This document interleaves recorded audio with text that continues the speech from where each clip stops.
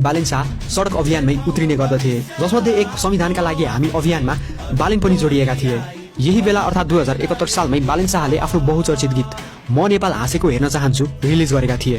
यही वर्ष बालेनले वज्रगुरु कन्स्ट्रक्सनमा ट्रान्सपोर्टेसन इन्जिनियरको रूपमा काम सुरु गरेका थिए। ऱ्याप र इन्जिनियरिङतर्फ समय दिएका बालेन त्यसबेलासम्म राजनीतिप्रति चिन्तन र आक्रोश त व्यक्त गर्दथे, तर 24 वर्षका बालेनमा त्यतिखेरसम्म पनि राजनीतिमै लाग्नुपर्छ भन्ने सोच भने आइसकेको थिएन। भूकम्पपछि बालेन पुनर्निर्माणमा संलग्न हुन थाले। त्यसबेला विभिन्न ठाउँ पुगेर पुनर्निर्माणको काममा लागेका बालेनमा एउटा विचार डेभलप हुँदै गयो कि बाहिर बसेर कराएर सिस्टम सुध्रिनेवाला छैन, यसलाई सुधार्न राजनीतिमै छिर्नुपर्छ।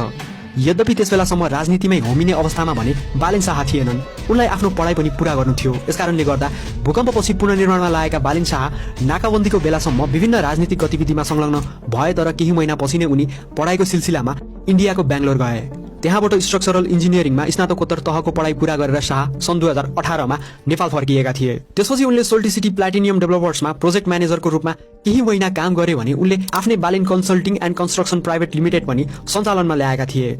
बालेनको यस कम्पनीले घर, स्कुल, हस्पिटल, ठूला सपिङ मलहरूको नक्सा बनाउने तथा निर्माण गर्ने कामसँगै भुइँचालो प्रतिरोधक घर सम्बन्धी जानकारी र परामर्श गराउने सर्भिस दिइरहेको थियो।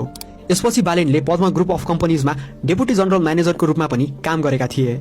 यसबीचमा बालेनले मार्फाको मदिरा, एमसी फ्लो र युनिक पोइन्टसँग मिलेर गोर्खाली तोप र बलिदान जस्ता म्युजिक भिडियोहरू पनि रिलिज गरेका थिए। साथै उनी विभिन्न स्टेज प्रोग्रामहरूमा पनि जाने गर्दथे। तर यो सब व्यस्तताका बीच पनि शाह राजनीतिबाट टाढा पनि हुन सकेनन्। ढुङ्गा वंश देउता पनि विश्वास देउ उठेपछि दिल्लीतिर गर्दैछन् रे सिंगो देश नै लुटेपछि।